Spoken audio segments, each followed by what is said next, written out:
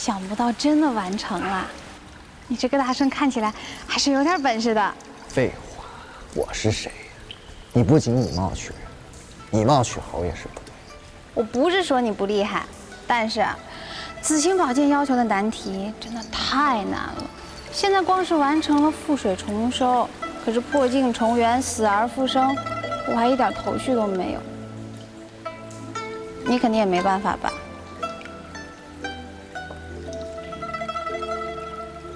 喂，你干嘛？破镜重圆嘛，先把镜子打碎了再说。什么声音？没事吧，大王？有什么好一惊一乍？我在能有什么事儿？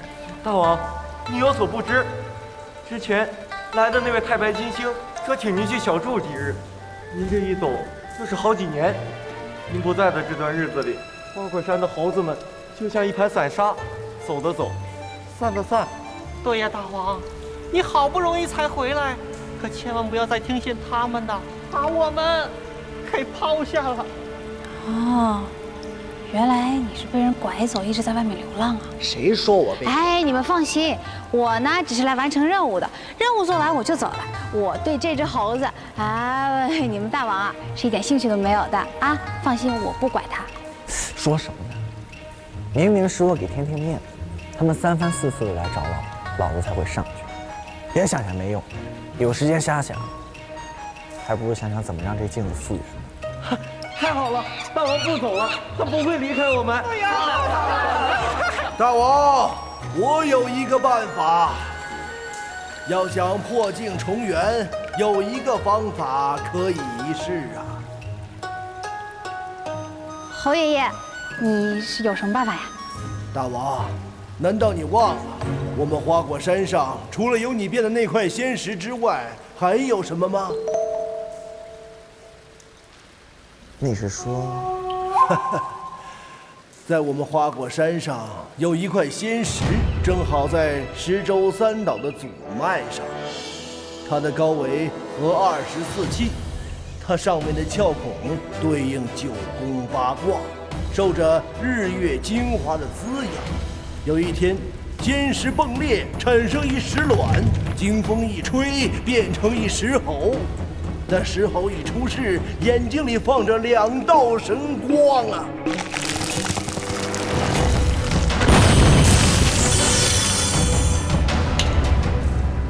就是我。原来你是个石猴啊！说重点。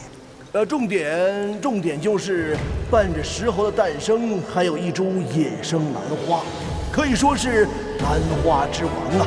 它活到现在得有100年哦，不，200、500年啊，都不对，反正是许多年呐。侯爷爷，你的意思是不是这株兰花可能可以帮助我们破镜重圆呢？不能，不能。那兰花虽然不能，可那兰花在开花之前，兰花上分泌一种物质叫兰膏，那兰膏的粘性是极强的。哎，谢谢你啊，老侯爷爷。大王，我还没说完呢。您就不要再说了，您是我这辈子见过最啰嗦的猴了。哎，要是按照老侯爷爷说的，我们可以根据兰花王开花前分泌的兰膏来粘合碎镜，但是呢，就是不知道这个兰花王到底什么时候开花，我们能不能赶得上？这个就要看仙子你的运气了。运气不好的话呢，可能3、50年都不会开。要是这个办法真的可以，我就等它个3年、5年、10年的。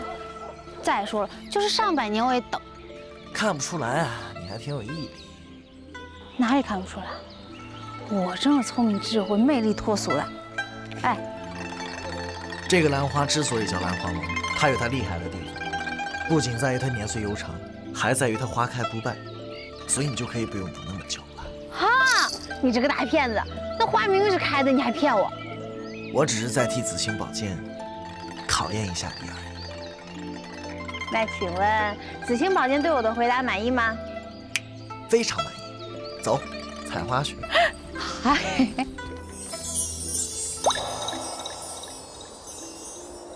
这就是蓝高。等等吧，让蓝高发挥一下它的作用。等找到紫青宝剑，找到你一生所爱的人，打算跟他干什么？我想，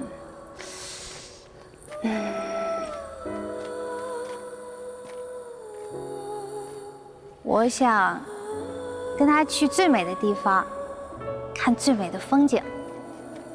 花果山就很美啊。我会带他来这里的。哇，真的好了！